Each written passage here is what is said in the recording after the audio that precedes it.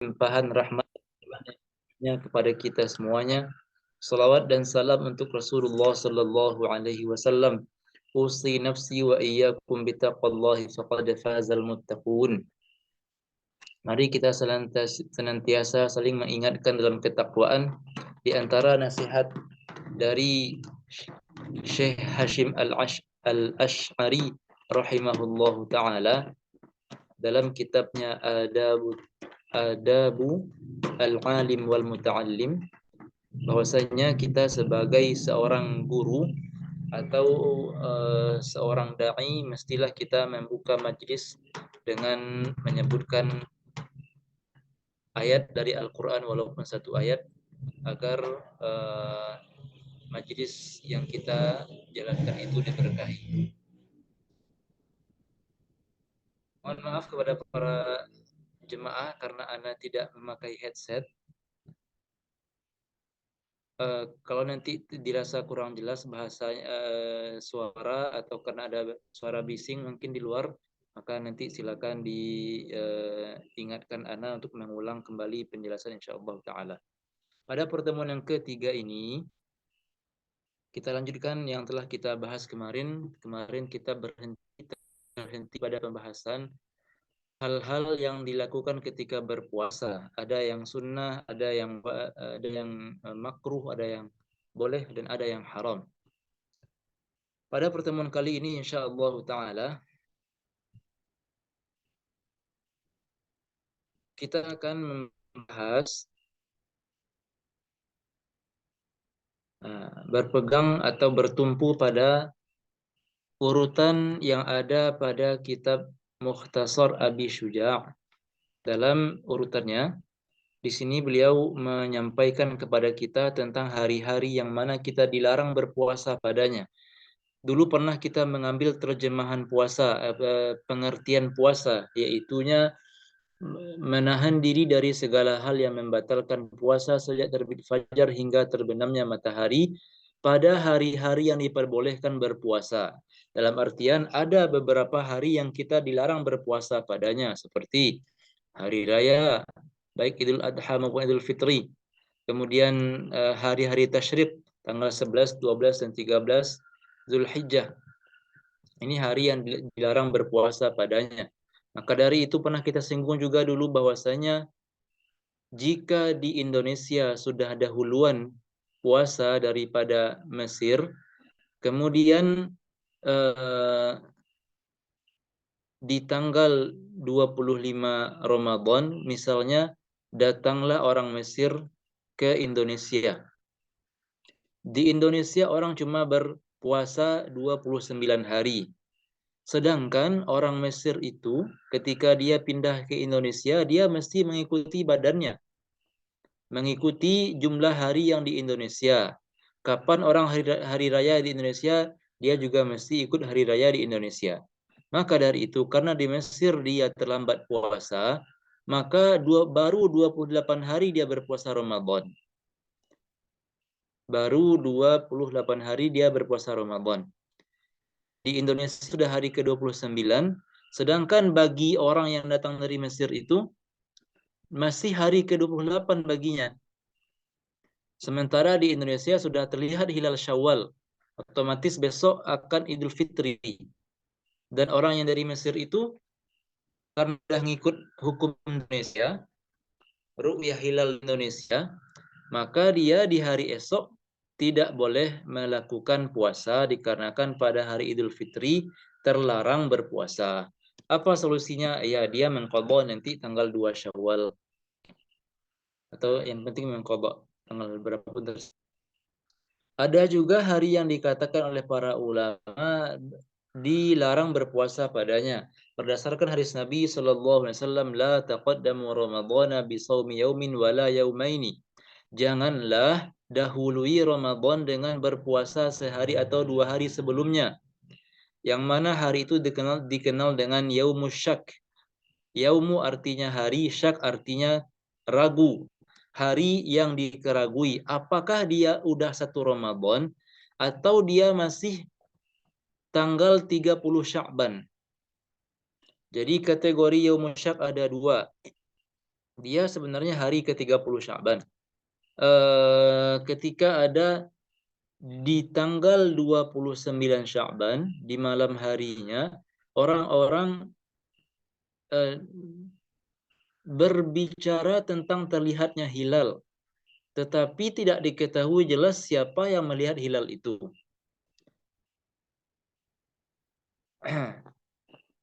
Otomatis akan menimbulkan kegaduhan di masyarakat. Oh, apakah memang hilal terlihat atau belum? Maka orang jadi ragu apakah besok ini Ramadan kah atau sekarang besok masih Sya'ban kah? Maka ragu dia. Atau hilal terlihat dan dipersaksikan oleh orang yang tertolak, yang tidak diterima persaksiannya. Jadi untuk melihat hilal, haruslah yang melihat itu laki-laki, kemudian dia sudah baligh, kemudian dia bukan hamba sahaya, harus orang yang merdeka, dan dia mesti orang yang soleh, bukan orang yang fasik. Orang yang soleh itu dinamakan juga orang adil, orang yang senantiasa mengerjakan yang wajib, menambah dengan yang sunnah, kemudian tidak mengerjakan dosa besar, dan tidak terus melakukan dosa kecil. Dan juga ketaatannya daripada kemaksiatannya. Itu orang yang tergolong soleh atau orang adil.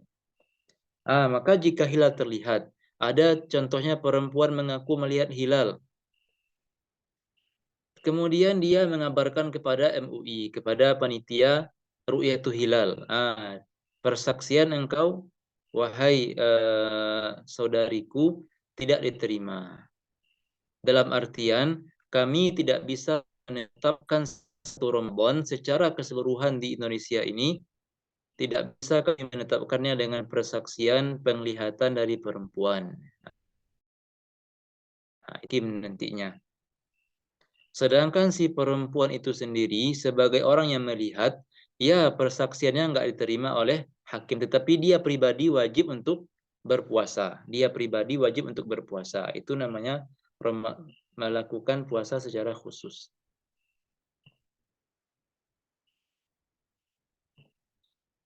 Barakallahu fikum. Masuk kita kepada pembahasan selanjutnya, yaitu akibat melakukan hubungan intim di siang hari bulan Ramadan. Ini berdasarkan kejadian yang pernah terjadi pada salah seorang sahabat.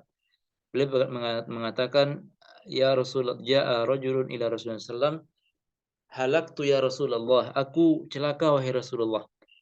Faqala malak, ada apa engkau, kata Rasulullah sallam. Waqa'tu ala imraati, aku melakukan hubungan intim dengan istriku, katanya. Lalu nanti Nabi di akhir hadisnya menyuruh orang itu untuk membayar fidyah atau membayar kafarah. Maka dari itu, ikhwani wa akhwat rahimani wa rahimakumullah, barang siapa yang melakukan hubungan kelamin di siang hari Ramadan dan dia sengaja dan dia melakukannya di farji, di kemaluan, maka dia harus membayar fidyah, harus bayar fidyah. Nah, itu dia, barang siapa yang berhubungan kelamin di siang hari Ramadan secara sengaja di farji, di kemaluan, maka dia mesti membayar fidyah. Adapun orang yang melakukan pembatal puasa yang lain, seperti contohnya dengan makan atau minum di siang di bulan Ramadan, maka puasanya batal kalau sengaja.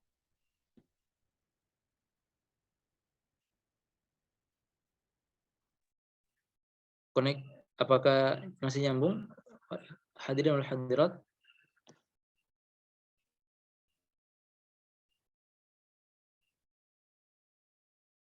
Masih aman? Masih. Sempat terputus? Enggak.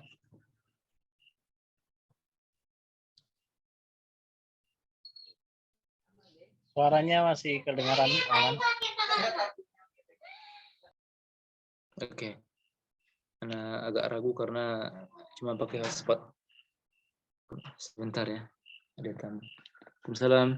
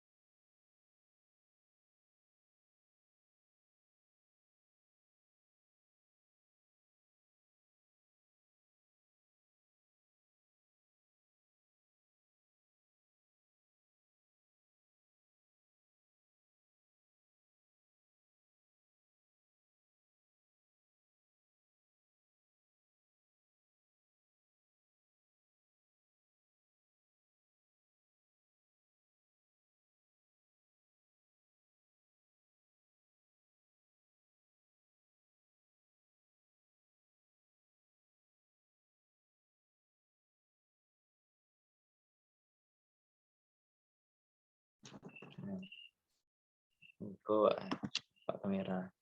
Nampak lewatnya untuk Enggak. Nah, ikut sana.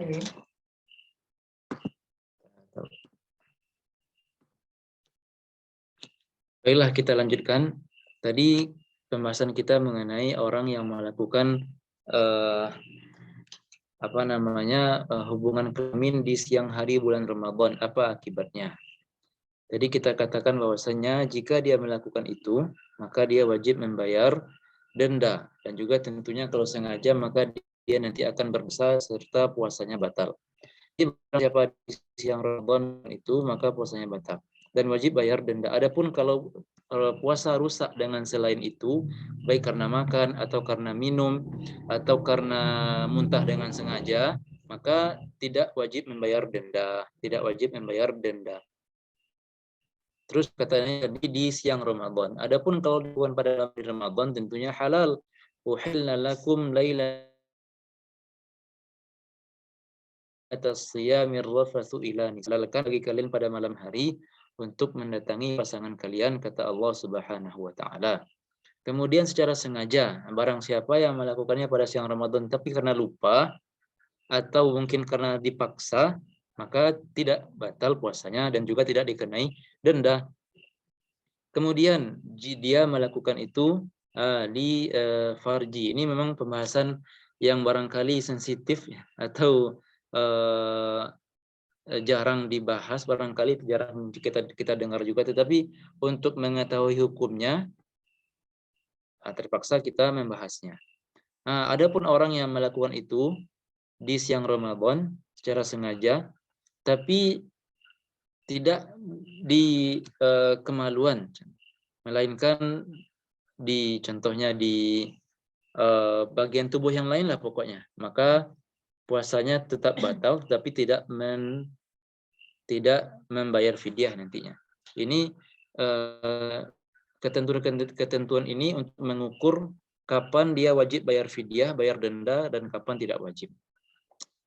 Maka kalau semua ini terpenuhi, 1, 2, 3, 4, melakukan itu di siang Ramadan sengaja dan di farji, maka dia harus qadha puasanya karena puasanya batal. Kemudian sebenarnya ada 6 hal yang menjadi akibat dari kelakuan ini, dari perlakuan ini, dari pekerjaan ini. Kita di sini cuma akan menyebutkan 2 saja nanti. Maka dia puasanya batal sehingga dia wajib mengqadha di hari yang lain nantinya, serta dia wajib membayar denda. Dan dendanya cukup berat. Membebaskan budak. Ada nggak budak di zaman ini? Nggak ada. Maka kalau nggak dapat budak, maka jatuhlah ke pilihan kedua, yaitu puasa 2 bulan berturut-turut. Udahlah nanti mengqadha di luar bulan Ramadan, tambah lagi berpuasa 2 bulan secara berturut-turut. Harus berturut-turut, nggak boleh ompong, tidak boleh terputus, nggak boleh bolong. Seandainya dia udah berpuasa batal di hari ke-59 lagi dari pertama. Berat nih. Makanya di sebagian kitab dikatakan ini kafarah mughallazah, denda yang luar biasa, denda yang berat, mughallazah, berat. 2 bulan berturut-turut. Sehari saja dia susah nahan tadi kan, apalagi 2 bulan. Coba pikir-pikir lagi nanti. Kalau nggak sanggup juga, maka bolehlah pilihan ketiga. Memberi makan 60 orang miskin. Jadi 1 hari yang dia rusak dengan cara ini, di siang Ramadan, maka dendanya memberi makan 60 orang miskin. Seandainya tiap hari ya begitu, maka tinggal kali saja 60 orang miskin kali 30 hari. Berapa itu? 1.800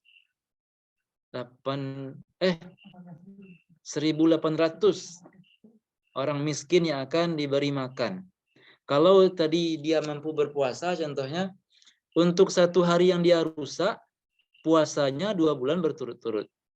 Kalau 5 hari dia rusak puasanya dengan itu, berarti dendanya nanti 2 bulan kali 5, berarti 10 bulan. Beratlah pokoknya. Maka hati-hati dan hati-hati dan hati-hati. Itu semuanya kalau mau membayarkan makan, maka dibayarkan kepada fakir miskin sebanyak 1 mud.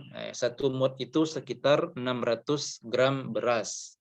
Dikali 60 orang, sekitar 600 gram kali 60, 36 kilo atau berapa ya?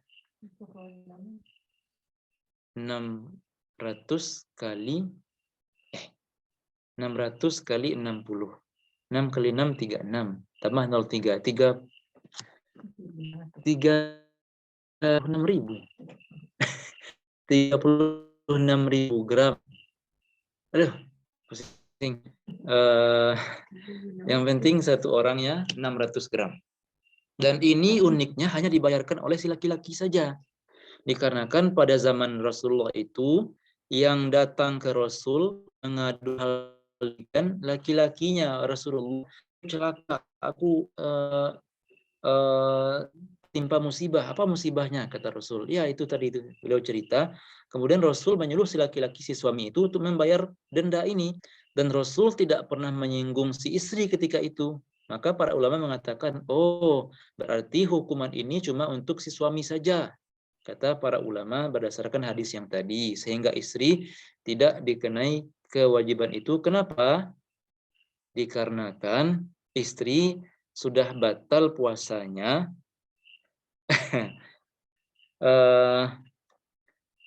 dengan apa? Sebelum ya, yang penting istri tidak dikenai kewajiban ini, dia hanya dikenai kepada si suami saja, Selanjutnya apa nih? Orang yang punya hutang, orang yang meninggal dunia, sedangkan dia masih punya hutang puasa Ramadan. Dia udah meninggal, sedangkan dia punya hutang puasa Ramadan. Dia misalnya di sebuah Ramadan dia pernah meninggalkan puasa 5 hari. Kemudian belum sempat dia qadha, dia sudah meninggal dunia. Apa yang mesti dia lakukan? Kata penulis Abu Syuja' rahimahullah taala, beliau mengatakan, barang siapa yang meninggal dunia dan dia punya hutang puasa, ada 2 kemungkinan. Bisa jadi puasa itu, anggaplah 3 hari tadi atau 5 hari. Bisa jadi dia meninggalkan puasa karena ada uzur, karena ada alasan, ada sebab yang syar'i yang diterima oleh agama. Dan bisa jadi dia meninggalkan puasa karena ya mungkin malas dan juga tidak ada uzur, tidak ada sebab, nggak ada alasan yang jelas. Itu 2 kemungkinannya. Ada uzur dan tidak ada. Dan masing-masing ini ada 2 kemungkinan juga. Setelah dia tinggalkan, baik dia tinggalkan karena uzur ataupun tanpa uzur, dia punya kesempatan mengqadha.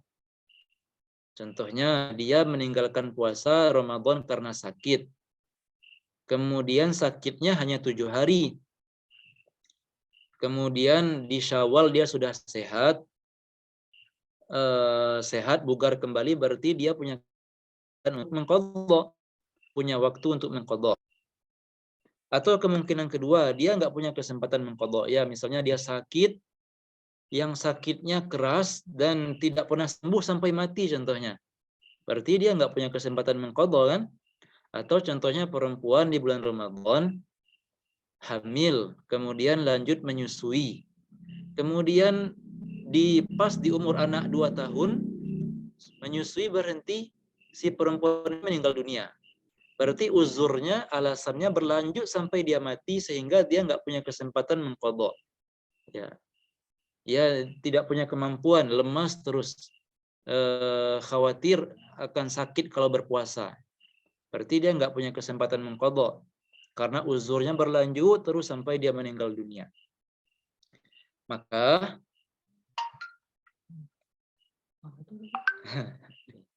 Maka masing-masing punya hukumnya. Barang siapa yang meninggalkan puasa karena ada uzur, lalu dia meninggal dunia, dan dia nggak punya kesempatan untuk mengqadha, maka dia nggak berdosa. Contohnya tadi orang hamil tadi kan,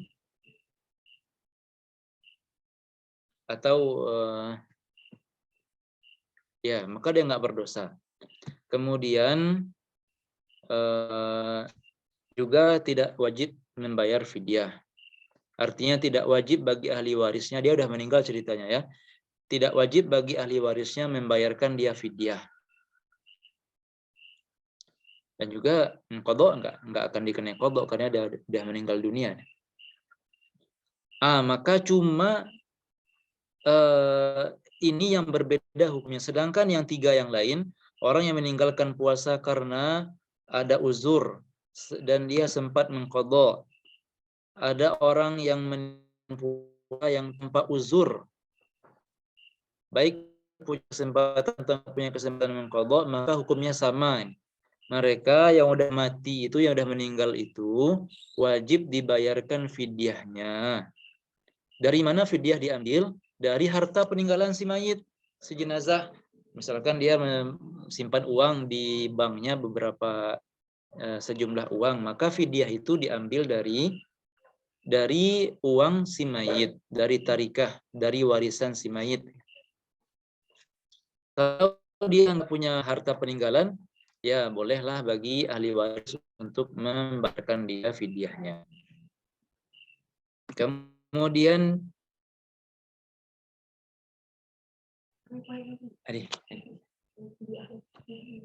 boleh diberikan pilihan kedua bagi ahli waris, boleh membayarkan dia fidyah atau boleh berpuasa untuk si mayit, untuk si jenazah, untuk si mayit.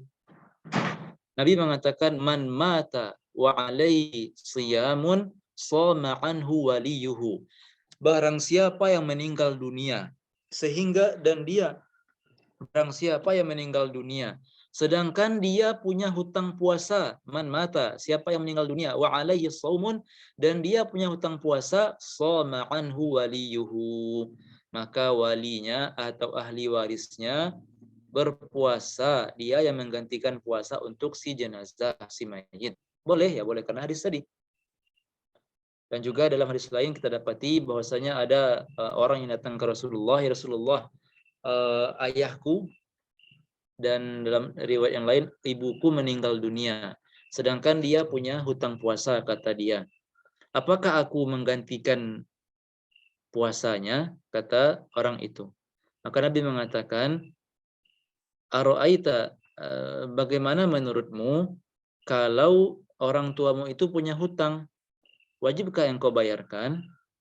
Iya, kata dia. Maka dari itu hutang kepada Allah lebih berhak kita bayar.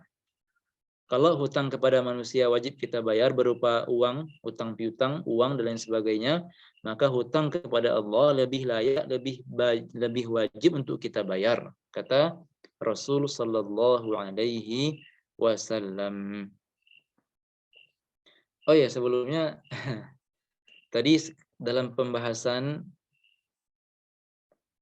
orang yang melakukan hukum kelamin di siang hari, Kita katakan tadi kalau sengaja dan jika terpenuhi semua syaratnya, maka yang bayar fidyah hanya si laki-laki. Yang bayar fidyah hanya si laki-laki saja. Sedangkan yang perempuan tidak membayar fidyah. Kenapa? Karena mohon maaf sekali lagi. Karena yang dikatakan jima' itu adalah masuknya semua kepala kemaluan laki-laki kepada kemaluan perempuan. Kita semua tahu bahwasanya kemaluan laki-laki ada kepala. Dikatakan dia jima' kalau seluruh kemaluan laki-laki, seluruh kepalanya saja, enggak semuanya, kepalanya saja. Kalau seluruh kepalanya, kemaluan laki-laki masuk ke dalam kemaluan perempuan. Adapun kalau yang masuk baru sebahagian dari kepalanya, belum semua kepalanya masuk, tapi baru sebagian kepala yang masuk, maka dia belum dikategorikan sebagai jima', sebagai hubungan intim. Pun begitu juga nanti dalam masalah zina. Dikatakan seseorang udah berzina kalau si laki-laki sudah memasukkan kepala kemaluannya kepada kemaluan perempuan. Walaupun belum masuk seluruhnya, tapi kepala sudah masuk, sudah dikatakan sebagai zina. Kalau sebagian yang masuk maka belum. Begitu juga di kategori puasa ini, kalau sebagian yang masuk maka belum dikatakan sebagai jima'. Tapi untuk perempuan, pernah kita bahas sebelumnya tentang pembatal-pembatal puasa, bahwasanya di antara pembatal puasa adalah masuknya benda ke dalam rongga tubuh. Nah, bagi perempuan, kemaluan laki-laki kan benda, dan kemaluan perempuan adalah rongga. Maka si perempuan atau si istri, dengan masuknya sebahagian dari kepala kemaluan laki-laki, itu sudah batalnya. Jadi sebelum hubungan intim sudah batal puasanya si perempuan itu dengan masuknya sedikit sebahagian kepala kemaluan laki-laki. Sehingga si perempuan puasanya batal bukan karena jima'. Puasa perempuan batal bukan karena hubungan intim, tetapi batal kenapa? Karena masuknya benda ke dalam rongga. Nah, makin di antara sebab kenapa perempuan nggak dikenai fidyah. Kenapa laki-laki saja yang dikenai fidyah? Karena perempuan nggak dianggap berjima, nggak dianggap batal puasanya karena jima. Dia udah batal duluan puasanya karena hal yang lain. Barakallahu fikum. Nah, karena tadi ada tamu anak SD, jadi anak tunda penjelasannya sampai sekarang. Nah, selanjutnya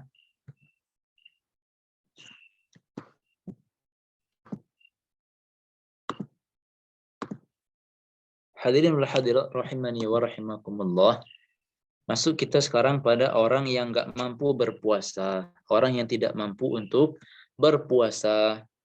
Dikatakan dalam kitab Abu Syuja', orang yang sudah tua renta dan orang yang sakit yang mana sakitnya tidak ada harapan untuk sembuh dengan vonis dan keterangan dari dokter, jika mereka nggak sanggup berpuasa, maka mereka boleh berbuka,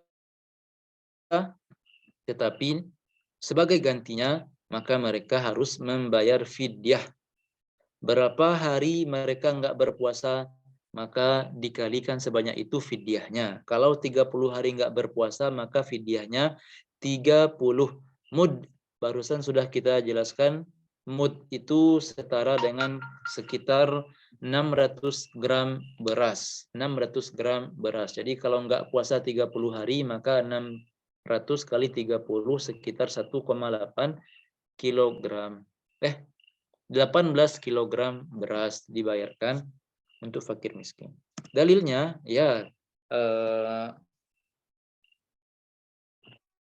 wa 'alal ladzina yutiqunahu fidyah. wa 'alal ladzina yutiqunahu fidyatun. Kalau kita buka terjemahan, mungkin terjemahannya adalah bagi orang yang yutiqunahu, bagi orang yang sanggup berpuasa, fidyah, maka dia masih bayar fidyah. Nggak cocok. Sedangkan pembahasan kita adalah orang yang nggak sanggup berpuasa. Nah, maka dari itu kata para ulama, ada sesungguhnya pada ayat itu diselipkan kalimat la wa 'alal ladzina la yutiqunahu. Bagi orang yang tidak menyanggupi berpuasa, enggak sanggup berpuasa, fidyatun, membayar fidyah. Nah, itu di antara tafsir dari ulama mengenai ayat itu. Ada takdir, ada huruf la yang artinya tidak, yang terhapus dan terselip di sana. Kapan waktu bayar fidyah? Bagi orang yang sudah tua renta, contohnya dia sudah tahu dan ya sudah tahu bahwasanya nggak bakal sanggup puasa Ramadan. Sekarang baru tanggal berapa Sya'ban sekarang? Tanggal 20-an. Ya, sejak Sya'ban dia udah tahu bahwasanya dirinya nggak akan sanggup berpuasa di Ramadan nanti. Apakah sudah boleh bayar fidyah di bulan Sya'ban ini sebelum masuk Ramadan? Belum. Barakallahu fikum ikhwan wa akhwat rahimani wa rahimakumullah. Fidyah itu ada waktunya. Kapan waktu mulainya? Sebagaimana sholat, kita sekarang belum boleh sholat subuh. Karena sholat subuh ada waktunya. Kita walaupun lagi rajin, nggak boleh langsung mengumpulkan 5 sholat sekali waktu. Ya, lagi rajin nih, sholat untuk esok hari, langsung saya kerjakan sekarang semuanya, sehingga besok nggak perlu lagi sholat, kata kita. Nggak bisa, karena dia ada waktu-waktunya. Begitu juga fidyah bagi orang tua renta ini, barakallahu fikum, ada waktu-waktunya. Barakallahu fikum, jadi dia itu adalah berhubungan dan berkaitan dengan hari-hari Ramadan. Fidyah tanggal 1 Ramadan, dibayarnya juga tanggal 1 Ramadan. Fidyah tanggal 2 Ramadan, dibayar juga pada tanggal 2 Ramadan. Dan begitu seterusnya.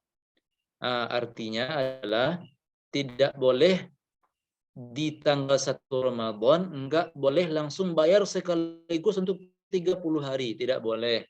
Dikarenakan waktu untuk tanggal 2, tanggal 3, dan seterusnya belum masuk. Sehingga enggak bakal sah dia. Beda cerita kalau kita undur seluruhnya di tanggal 30 Ramadan, kita bayar seluruhnya, boleh. Nah, karena ya sudah waktunya kan. Nah, tapi kalau tanggal 1 kita bayar seluruhnya untuk 30 hari, maka belum boleh karena waktunya belum masuk. Beda cerita kalau kita bayar di tanggal 30 atau bayar di bulan Syawal nanti, nggak apa-apa. Karena memang sudah waktunya sudah masuk. Nah, itu dia, barakallahu fikum. Itu tentang waktu membayar fidyah. Adapun tentang kepada siapa dibayar, fidyatun ta'amu miskin, dibayar kepada fakir miskin. Ya, miskin nanti akan kita bahas juga kalau ada kesempatan tentang zakat, bahwasanya fakir itu ada pengertian sendiri, miskin ada pengertian sendiri. Yang penting mereka orang yang tidak berkecukupan, Jadi fidyah dibayar kepada fakir miskin saja. Kita tahu bahwasanya penerima zakat ada 8. Innamas shadaqatu lil fuqara. Innamas shadaqatu lil fuqara wal masakin wal 'amilina 'alaiha sampai akhir ayat. Ada 8. Zakat ya dibayar kepada mereka, tapi fidyah ini hanya dibayar kepada 2 golongan saja, fakir dan miskin saja. Jadi mu'allaf enggak dikasih, amil zakat enggak dikasih, fisabilillah enggak dikasih, dan cuma fakir dan miskin saja. Fidyah tadi hanya diberikan kepada fakir miskin saja. Barakallahu fikum. Kata ayatnya kan fidyatun ta'amu miskin. Hukum aslinya adalah 1 mud atau 600 gram itu dibayarkan kepada 1 orang miskin atau kepada 1 orang yang fakir. 1 mudnya 600 gram itu dibayarkan kepada 1 orang. Enggak boleh dipecah 2. 1 mud enggak boleh bayar kepada 2 orang. 600 gram itu enggak boleh dipecah 2. Tetapi beda cerita kalau kita jadikan 1 penerima saja untuk semua fidyah kita. Boleh dikasih 2 mud kepada 1 orang. Bahkan kalau mau bayar 30 mud, 18 kilo tadi kepada 1 orang, boleh. Yang enggak boleh adalah 1 mud 600 gram itu dibayar kepada 2 orang, apalagi 3 orang. Nah, fidyah yang dibayar oleh orang tua renta ini, dan orang yang sakit yang enggak ada harapan sembuh ini, fidyahnya jenis apa ini? Nah, dikarenakan fidyah itu barakallahu fikum ada 3 jenis. Ada fidyah yang mana dia merupakan ganti dari puasa. Merupakan ganti dari puasa. Ada fidyah yang merupakan dia sebagai pengganti dari fadilah dan keutamaan waktu yang kita lewatkan. Ada fidyah yang mana dia sifatnya adalah dikarenakan menunda-nunda mengqadha puasa Ramadan. Nah, fidyah untuk orang tua renta ini sifatnya adalah sebagai ganti dari puasa. Sebagai ganti dari puasa. Nah, sebagai ganti dari puasa. Kita nanti tahu bahwasanya orang perempuan hamil dan menyusui yang nggak puasa di bulan Ramadan, kadangkala nanti dia wajib membayar fidyah. Nah, fidyah wanita hamil itu kategorinya kategori kedua.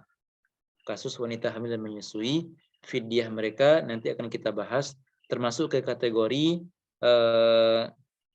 karena mereka enggak berpuasa Ramadan,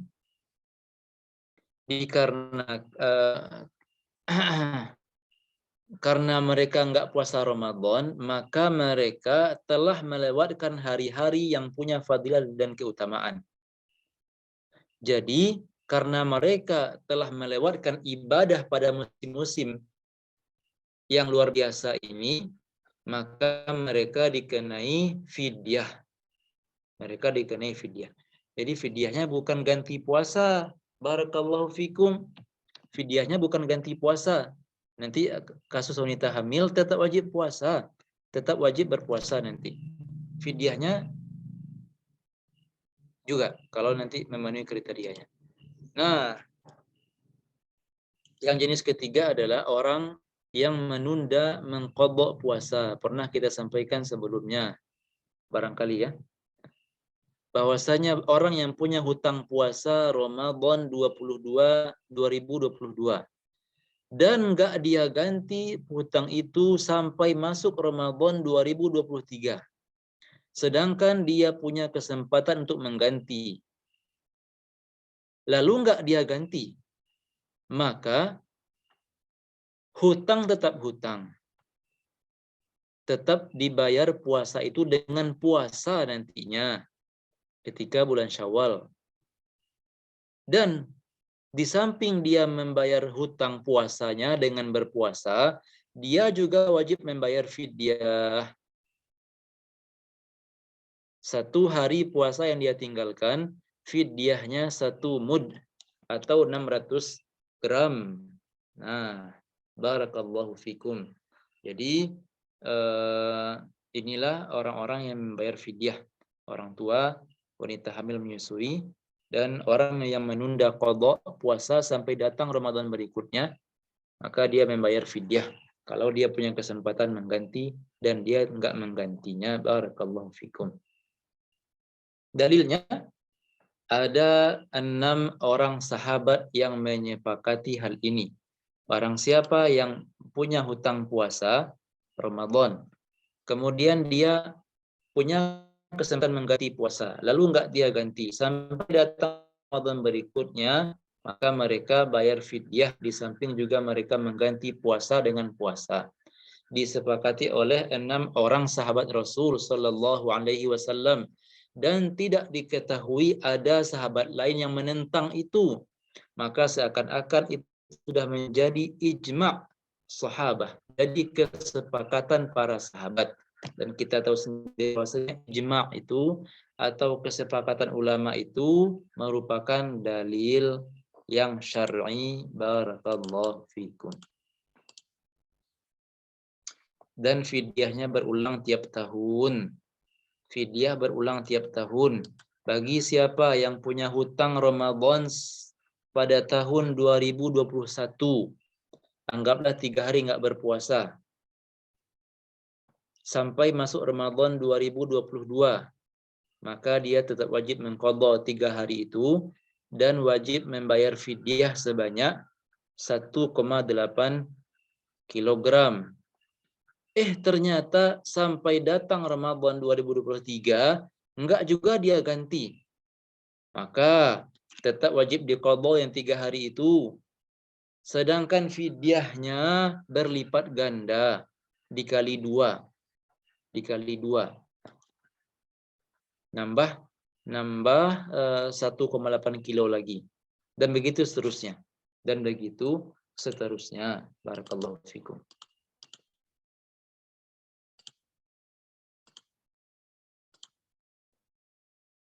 Masih dalam pembahasan orang yang nggak mampu berpuasa, sekarang kita bahas pula tentang perempuan yang hamil dan perempuan yang menyusui. Barakallahu fikum. Nah, sebelum kita bahas ke sana, nanti sebab mereka nggak berpuasa bisa jadi karena mereka khawatir pada diri mereka sendiri. Ibu hamil itu nggak puasa karena dia khawatir pada dirinya akan sakitkah dan lain sebagainya. Dan kadangkala dia nggak puasa karena khawatir pada dirinya serta pada anaknya. Khawatir dirinya akan sakit atau khawatir janinnya keguguran dan lain sebagainya. Dan kemungkinan ketiga, dia nggak berpuasa karena khawatir pada anak saja. Dikarenakan kalau si ibunya berpuasa, dia merasa aman saja pada dirinya, dia akan merasa kuat saja. Bahkan mungkin bisa sambil fitness contohnya. Padanya dia nggak khawatir. Tapi dia justru khawatir pada anaknya. Kalau dia berpuasa nanti janinnya keguguran. Kalau dia berpuasa maka nanti air susunya berkurang sehingga anaknya kurang gizi contohnya. Nah, maka masing-masing ada hukumnya. Wanita hamil dan menyusui yang nggak berpuasa karena khawatir pada dirinya sendiri atau khawatir pada dirinya serta kepada anaknya, maka mereka wajib berbuka. Wajib. Enggak mubah lagi hukumnya, enggak boleh lagi, enggak sunnah lagi, tapi wajib berbuka. Kalau mereka tetap berpuasa, memaksakan diri berpuasa, sedang mereka khawatir pada anaknya, tetap mereka berpuasa, lalu meninggal mereka atau meninggal anaknya, maka dia meninggal dalam keadaan berdosa. Maka dia wajib berbuka dan tetap wajib mengqadha puasa itu, bayar hutang puasa dengan cara berpuasa juga. Yang enggak wajib itu hanya fidyahnya. Yang enggak wajib adalah bayar fidyah. Sedangkan untuk mengqadha tetap wajib mengqadha dengan berpuasa. Barakallahu fikum. Sedangkan ibu hamil dan menyusui, kalau enggak berpuasa karena khawatir pada anaknya saja, sedangkan pada diri mereka pribadi mereka enggak khawatir, maka juga wajib berbuka, enggak boleh lanjut puasa, wajib berbuka, dan mereka wajib mengqadha dengan cara berpuasa, dan juga di samping itu tambahannya adalah mereka membayar fidyah 1 mud per hari. Kenapa? Karena tadi mereka enggak berpuasa litafwiti fadilatil waqti. Mereka enggak berpuasa karena khawatir pada anak dan otomatis mereka melewatkan kesempatan untuk berpuasa pada musim-musim yang penuh pahala. Masih dalam pembahasan itu, barakallahu fikum. Sekarang tentang orang yang sakit nih. Di bulan Ramadan dia sakit yang membuatnya nggak bisa berpuasa. Tapi sakitnya ya paling demam, sakit-sakit yang nggak selamanya, yang nggak abadi. Begitu juga orang yang tiba-tiba di siang hari Ramadan sangat kelaparan barangkali karena nggak sempat sahur.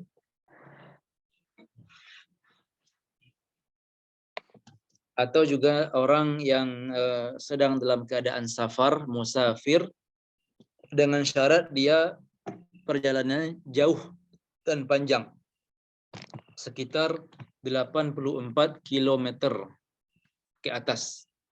Kalau perjalanannya pendek, ya 70 kilo dan lain sebagainya, maka nggak masuk ke sini.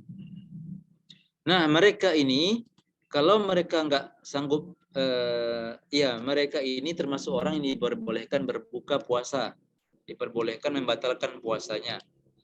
Namun mereka dikenai kewajiban mengqadha, barakallahu fikum. Dalilnya ya, wa faman kana minkum maridan aw ala safarin fa'iddatun min ayyamin ukhar. Barang siapa di antara kalian yang sakit atau ala safar, sedang dalam keadaan safar perjalanan, fa'iddatun min ayyamin ukhar, maka wajib mengganti puasa pada hari lain. Barakallahu fikum. Al-Baqarah 184 ya. Nah,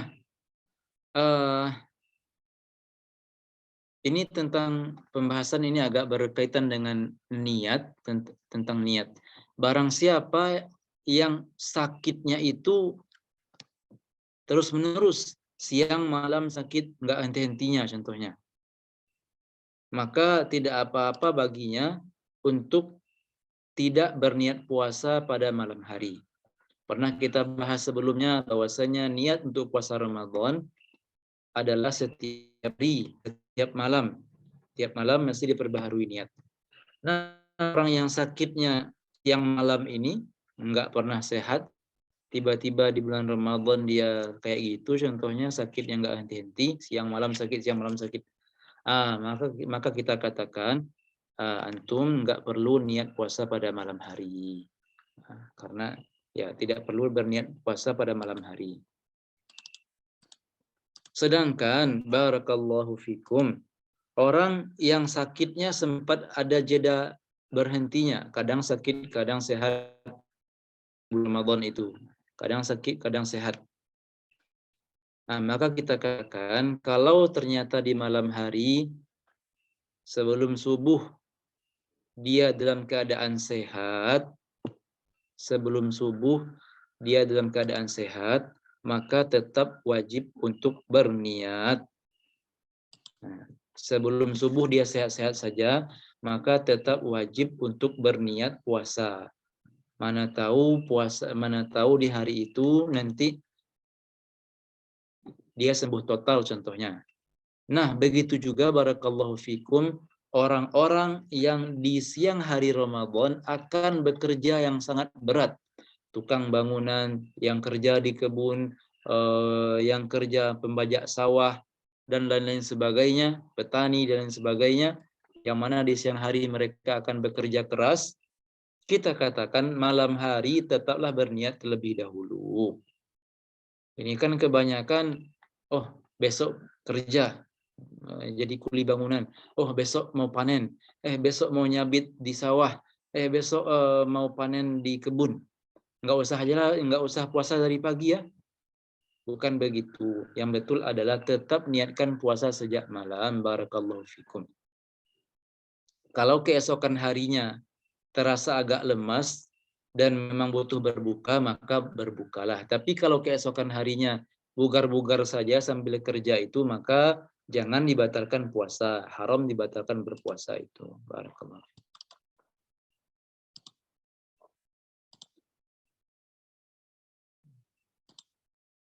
Kesimpulannya adalah orang yang tidak berpuasa, apa ini ya? Ada 4 jenisnya. Ada orang yang boleh membatalkan puasa, tapi harus mengqadha serta bayar fidyah.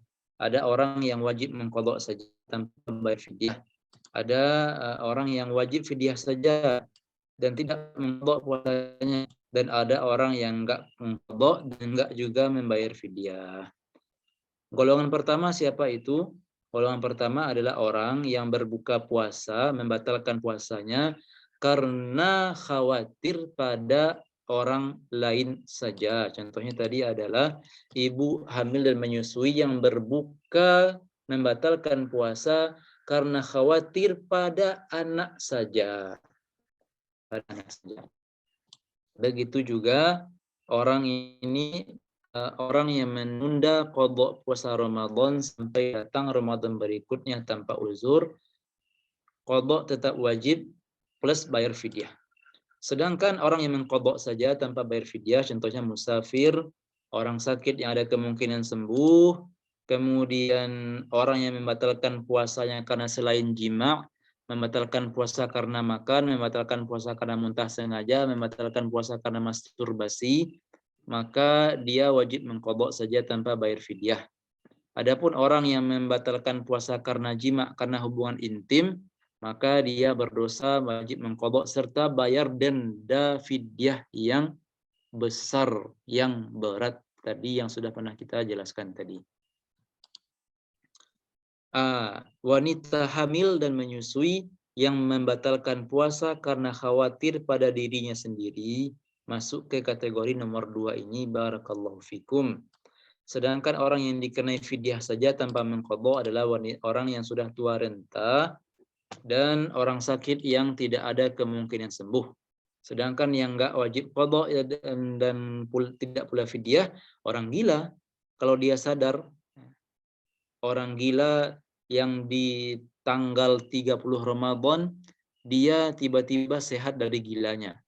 Maka kita katakan ya 29 hari yang lampau ya sudahlah. Antum bebas.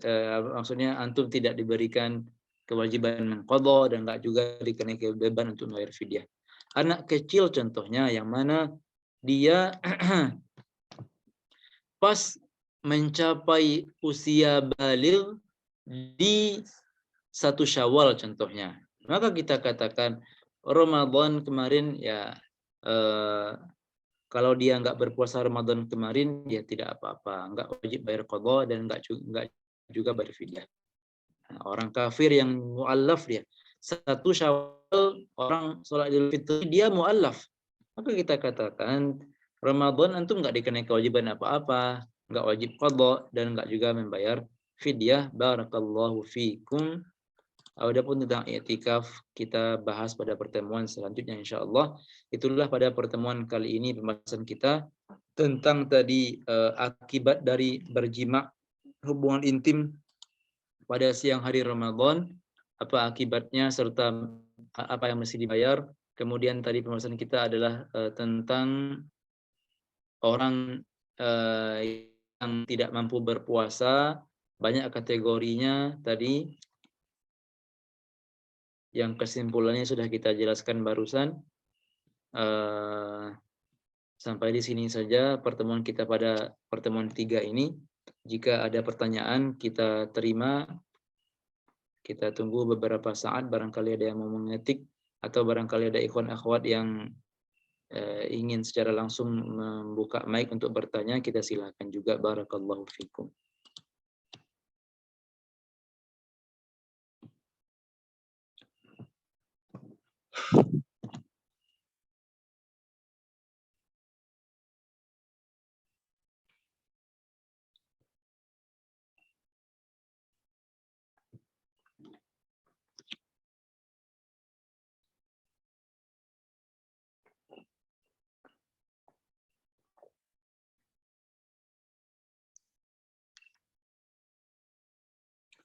Ada yang bertanya ya? Barakallahu fik. Ada.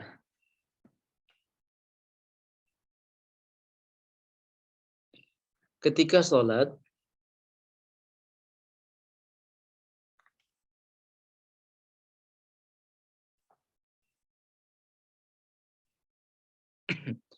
ketika sholat lalu air liur berkumpul di mulut.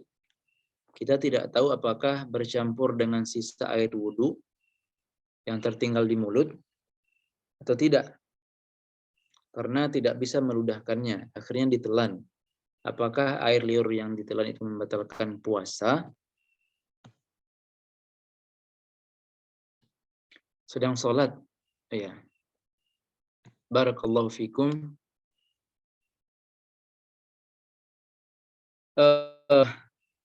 Ini kan berarti termasuk kategori benda.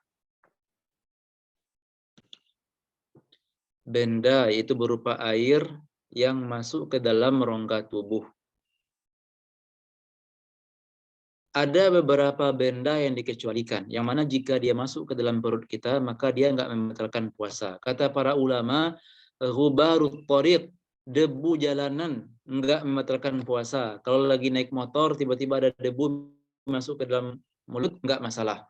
Bahkan juga kata para ulama, lalat atau nyamuk masuk ke kerongkongan, masuk ke perut, juga nggak membatalkan puasa, karena susah dihindarkan.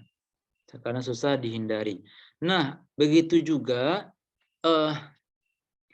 air bekas kumur-kumur, air bekas bersuci yang air bekas bersuci,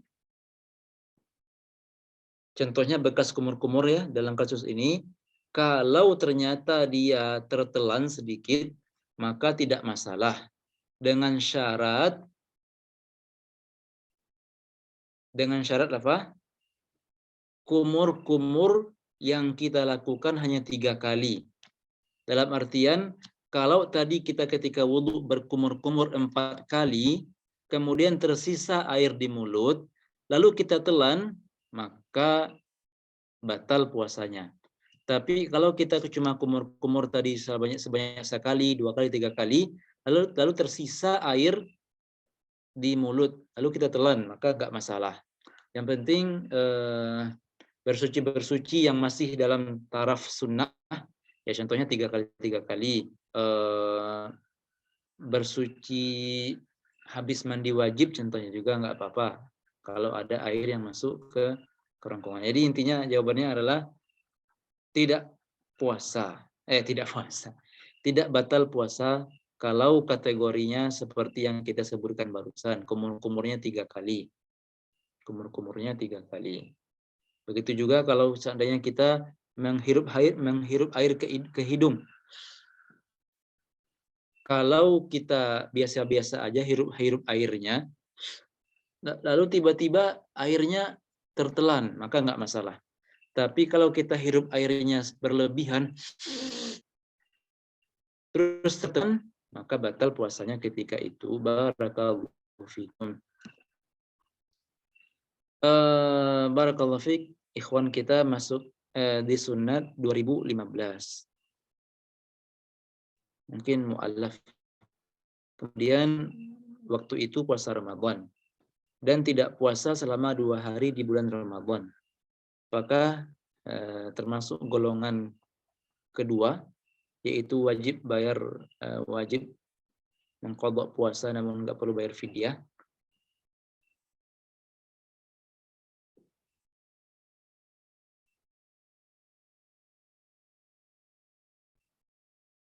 Berarti termasuk ke dalam kategori menunda mengqadha puasa ya, sampai datang puasa seterusnya.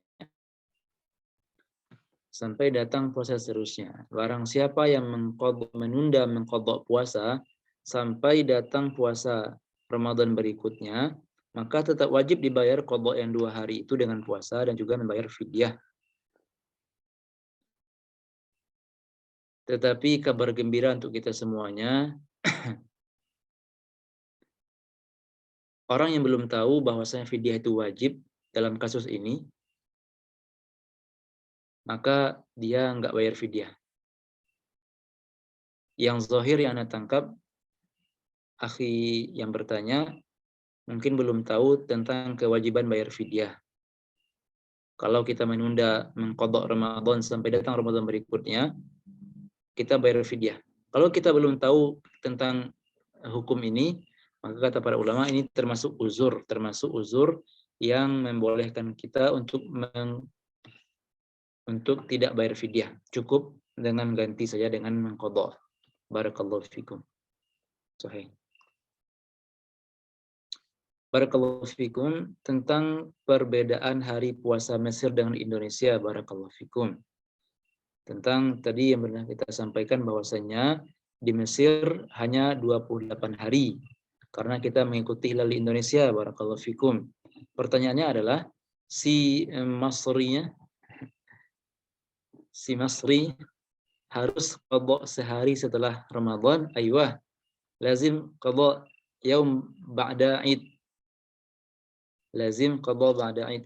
Ya, wajib si orang Mesir itu untuk mengqadhanya setelah Ramadan. Ya, kalau segera diqadha bagus. Kalau digabung sama puasa Syawal juga tidak apa-apa. Barakallahu fikum. Tapi kalau udah 29 hari, taruhlah di Indonesia kita puasanya 30 hari. Dan di Mesir agak terlambat puasa sehari. Lalu pulang nih, jual bagasi contohnya, pulang. Pulang kita ke Indonesia.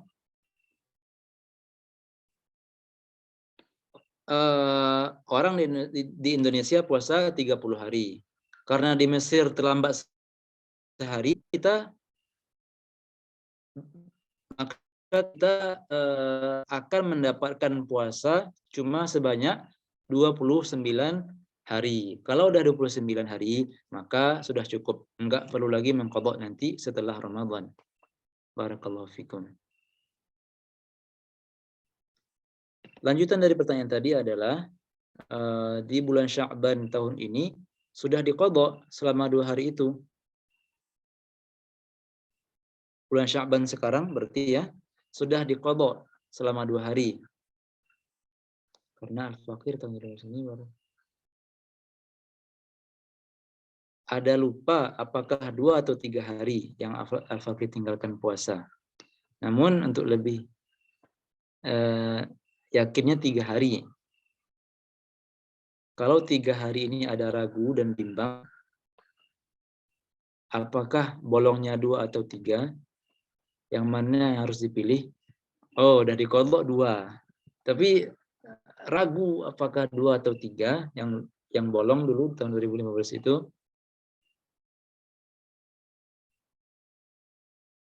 Wallahu taala a'lam, ini untuk kehati-hatian 3 yang diqadha. 3 yang diqadha. Afwan, sebentar. Ana coba ingat-ingat dulu. Selama ragu, tinggalkan keraguan. Kata Rasulullah SAW dalam kasus sholat, kalau kita lupa jumlah bilangan rakaat, apakah sudah 4 atau 3, falyakhudz bil aqal. Kalau selama itu ragu, tinggalkan yang ragu, ambil yang yakin. Antara 2 dan 3 dikeragui, 2 pasti itu, maka anggap 2 saja. Ambil yang 2 hari saja. Itu selama ragu. Beda kalau kita sudah yakin mi'ah bil mi'ah 100%. Sama contohnya orang yang kalau sudah pasti ya pasti. Tapi kalau kondisinya ragu, maka tinggalkan yang ragu, amalkan yang pasti saja. 2 hari saja. Begitu juga ketika sholat, la yansharif hatta yajid rihan. Ketika sholat, kalau ragu-ragu apakah keluar angin atau tidak, la yansharif, jangan putus sholatnya, jangan batalkan. Hatta yasma'a sautan aw yajid rihan. Sampai kita benar-benar dengar suara kentut atau merasakan suaranya. Tapi kalau ragu-ragu saja, tetap salat. Jangan putusnya. Begitu juga puasa ini, ambil yang yakin, tinggalkan yang dikeragui itu. Barakallahu fikum.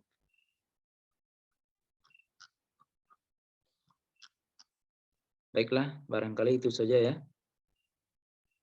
Kalau misalkan belum terjawab di sini atau ada pertanyaan yang terlambat masuk, nanti silakan kita sambung di grup WA insyaallah ta'ala. Semoga yang kita sampaikan pada malam ini ada menambah sedikit wawasan baru atau murojaah yang lama bagi yang sudah pernah belajar. Semoga Allah Subhanahu wa taala senantiasa membimbing kita dalam kebenaran, senantiasa membantu kita dalam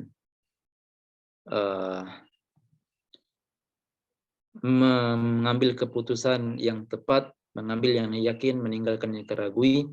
Da' ma yaribuka ila ma la yaribuka. Tinggalkan yang ragu, pergilah kepada yang yakin-yakin saja. Barakallahu fikum.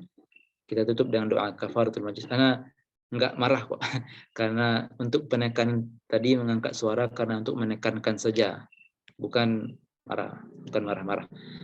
Kita tutup dengan doa kafaratul majlis. Subhanakallahumma wa bihamdika asyhadu an la ilaha illa anta astaghfiruka wa atubu ilaik. Assalamualaikum warahmatullahi wabarakatuh. Waalaikumsalam warahmatullahi wabarakatuh. Rumaisa punya dedek. Bisa. Barakallahu fiik.